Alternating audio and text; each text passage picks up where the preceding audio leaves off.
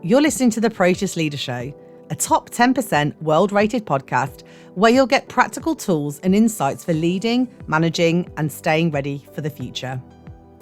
Your host today is a senior leader of Proteus International, a firm that focuses uniquely on leader readiness, working to support organisations of all sizes and industries all over the world.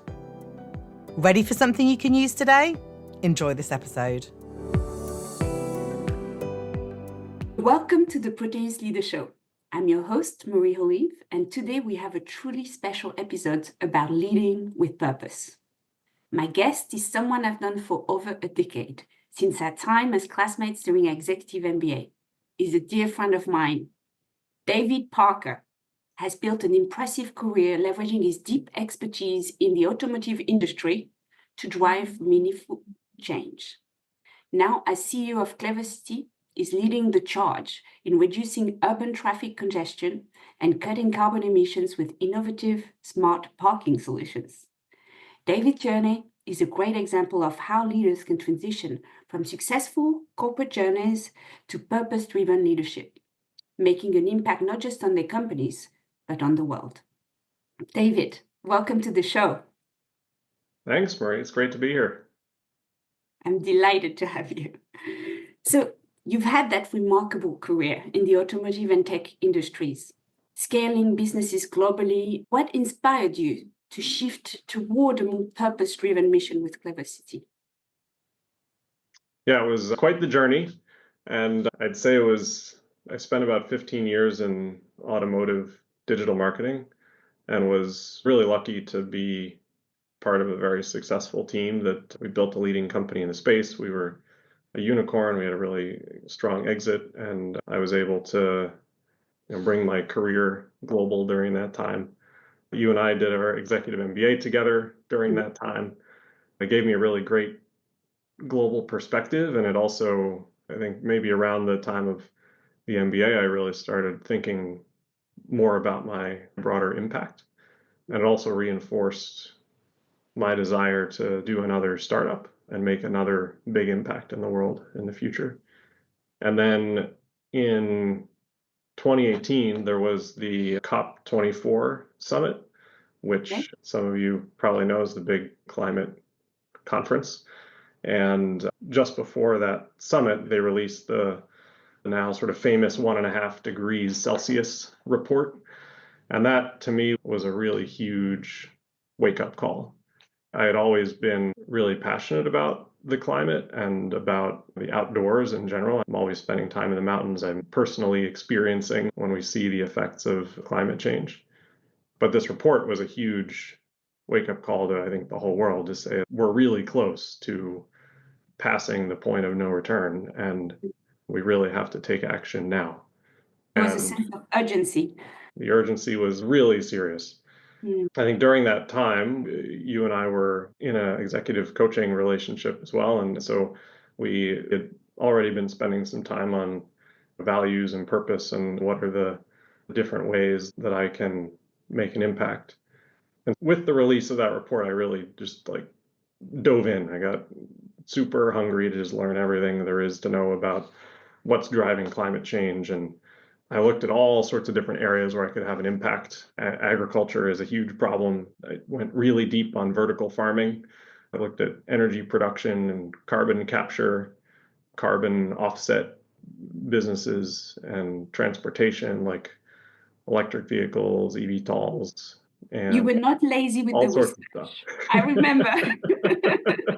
You put your mind to it. It's like, oh, there are all those opportunities. And it was amazing. At first you say well, climate change is a huge issue. It just seems impossible to make an impact as any one person. But then when you dig into as you keep going deeper, you find all these little areas that each area is a really significant contributor. And then each area has so many problems that need to be solved. So it was really inspiring to just see the multitude of opportunities there.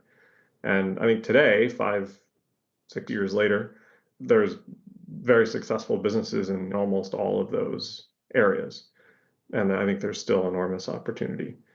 So as I was evaluating all that stuff, I also was evaluating where is the right place to do this. I'm a very structured person. So I did this very detailed analysis of all the different possible cities that we could live in and analyzed where they sit on the climate tech startup rankings and that sort of thing. Eventually narrowed it down to moving to Munich, which was a city we had lived in before, but really was at the top of many rankings in terms of how many climate tech startups are there and how people actually care about the environment. So we could find some like-minded people to do really great things. Also, not too far away from the mountains. Also, yes, that was a key filter criteria, actually. Yeah, So. but it's important when you look at criteria for career transition that it's not just the professional side, but personal side. It's thinking about where you want to live, and Yeah. then where will be the professional opportunities, of course. Yeah, and it's so interlinked. I mean, now in our remote world, it's maybe less linked, but still the personal relationships you build with people in your local community, I think, are really crucial in deciding how you're really going to be able to make an impact in what you do for a career. So once you had the location, how did you kind of narrow it down to one industry? So I knew it was going to be climate, but I still had like this super broad list. So I started networking within the community here in Munich, and I was still undecided if I was going to start my own company in one of these areas or if I would end up finding a company where I felt like I could make a really big impact. And I kind of liked the second option because I was starting in such a new space that if there was already a company that had some traction and had done some of the initial work, then I could probably make a bigger scale impact faster. And that was what was needed at the time.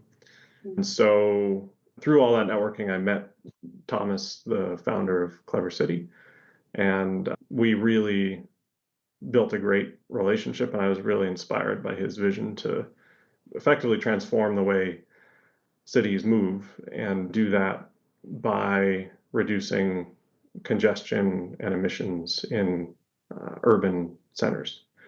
I learned a lot about the space that I had no idea was the case. The biggest surprise for me was there's this stat of about 30% of traffic in any downtown core is the result of parking search. Obviously, that changes wildly city to city, but depending on where you go, it's anywhere from like 10 to 50% or so. And if you think about cars are one of the only point sources of emissions in a city. So if you think about like air quality in a city, the cars are the problem. So if you can reduce traffic, then you can have a massive impact on air quality in the city, and you can also have obviously a meaningful impact on overall carbon emissions. And if 30% of traffic is parking search and there's a way to solve parking search, then we can make a really meaningful impact. So that was really what inspired me to join the business. And that combined with, I was also obviously trying to make sure I could make a big impact on the business. So we were talking a lot about what the company needs and how it wants to grow and how my skills that I've developed over the years could benefit the business. And it just seemed like there was a ton of alignment in all of those areas. And so we decided to have me join the team. This is great. And I think you're highlighting a very important point is kind of just two elements that you need to look at is what you're passionate about, your criteria, but then also think about what are your strengths and experience that would add the most value. And here you came from the automotive industry. So Yeah. you know a lot about that. You do a lot about operations. We're looking for a CEO, I believe, at the time. Yeah, it was a COO role. And so, having built operational teams at massive scale and done that globally. And also my US experience was really helpful because one of the biggest market opportunities for Cleverciti is the US. And so really understanding the US market was a key factor. Yeah. Being American too. you can talk to the US. I sound like I belong. Yeah. When we're on Zoom calls with clients in the US, they're always surprised to hear that I'm not sitting around the corner, but I'm actually in Munich. Yes. Perfect. Thank you for telling this inspiring story. More and more people really want to make this type of transition, like feel purpose in their work and leverage their experience. So not to start from scratch. So I think you did exactly that. Now, looking back at the process, I guess what are the key pieces of advice you'd like to give to those who are looking to make a similar transition? So there were two parts of my kind of analysis process that I thought were really helpful as I reflected back on. So one was this activity that actually you and I did together called the Wheel of Life. Yes. And it's this really awesome tool where you lay out the things that you really care about. This is across your whole life, not just work. And then you sort of score yourself on how you're doing against where you want to be on each of those categories. And then you total up your score, and then you say, like, 5 years from now, where do I want to be on all these categories? And the hard part, which of course you didn't tell me until we were doing round two. So spoiler alert, the hard part is the total needs to be the same. So you can't just manufacture double the amount of time or energy in your life. You need to say, like, how am I going to reallocate my time over the next 5 years? And so that was super helpful. And then the other thing that was helpful was a little bit of what I talked about earlier, where I like really, after I had found one thing that I was passionate about, climate, like really going deep on that and trying to analyze like all the different ways in which I could make an impact, and then start to look for opportunities in each of those areas that actually fit my skills. And at first it was really daunting, because when I first read about climate, I was like, well, I'm not a climate scientist. I don't have a PhD in climate engineering or anything. And so there are a lot of kind of natural, immediate things that didn't make sense for me to focus on. But it turns out there's an enormous amount of value that almost anyone can add to a space as big as that. You just have to find the right niche. Yes. And I would say also through that step that you described where you did the research, you started talking to people in the industry, you also developed that expertise. You became articulate in talking about those issues and maybe more Yeah. knowledgeable in what you were passionate about than the average person. So you also built that experience. What do you think? Yeah, you're right. It was a massive learning phase, right? So our customers, when I was in the auto space, our customers were mostly car dealerships or car manufacturers. And today our customers at Cleverciti are cities, shopping malls and airports, and effectively anyone that has lots of parking. But those types of entities think in a very different way. And the whole way you present and the factors that they really care about are so different. I'm sure I totally flubbed my first few city pitches because I just wasn't speaking the right language. But I think spending a lot of time at industry events and spending a lot of time with people that have been in the industry for a long time, it was helpful to just kind of like show up like a sponge and absorb as much industry jargon and understand how people really think and feel to be able to connect with them effectively. Yes, I think the underlying takeaway is also you took your time in order to do that process. A lot of time people want to do shifts like this too quickly. And it's difficult because you have that learning phase, as you said. So, how long did it take for you to actually activate that transition? I knew I was going to do a transition probably in 2017, and it was October 2019 when I joined Cleverciti. I think that 2018 and much of 2019 were all about like actively Yeah. exploring and deciding what to do.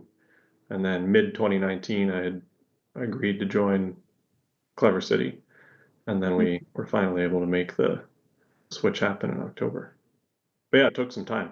But also, I had a 15-year career in the first industry, and so to take some months or a year to really make the right decision on the next 15 or 20 years, I think worthwhile.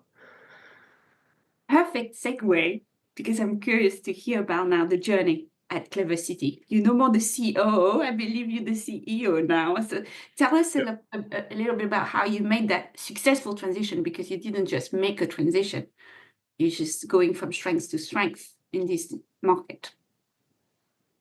It's been a wild ride. I've been now at Cleverciti for over 5 years. And I think when I joined, we were looking for our product market fit. We had a really strong product, but we didn't yet know how do we best position it? How do we prove the value? Like, what is the value that the customer cares about? All those things needed to be figured out. So I dove in, and also COVID happened. And parking in COVID was not a good combination. Parking was decimated, right? Nobody needed to park. Everyone was staying at home. So we had customers that literally lost 95% of their revenue overnight, and also parking activity overnight. And we had cities that literally lost 100% of their revenue because they decided to make parking free for the time of lockdown. So there were all these really challenging moments that happened it was right after I joined the company, but it was a great way to learn about how the industry thinks and ticks. And so we really just dove in and said, like, we have to solve product market fit. We have to really prove our value, figure out what our value is, prove our value, build case studies that showcase that. We had to bridge the divide. So there's the innovator's dilemma. Oh, yeah. The chasm. But yeah, so there's this whole concept of crossing the chasm. So we were at this stage pre-chasm where we had some customers that had adopted us super early. And we had to really understand, why did they care about it? What made it tick? Why did they see the value? What value are we generating? And then work with them to tell their story so that others that were on the other side of the chasm could realize that this was not just something that could add value, but something that they could trust, that would be a safe decision. You're a city, you don't want to make too many risky bets. And so now, 5 years later, we've proven enormous value to cities, both in economic terms and also in climate terms and traffic terms and quality of life terms. And so we're able to really help any city to see the real ROI that they can generate on a variety of dimensions, not just financial. I love that. My takeaway is that you focused on the product. The product had to solve the problem for the cities. You needed to be able to show numbers backing that up, case studies, and that really built the foundation for your success. Yeah, exactly. To generalize a little bit, it's important to remember that when you're doing something purpose-driven, that people don't make decisions just because it's the right thing to do. For the planet. Right? Yes. If anyone's going to make a decision just because it's the right thing to do, it is a city.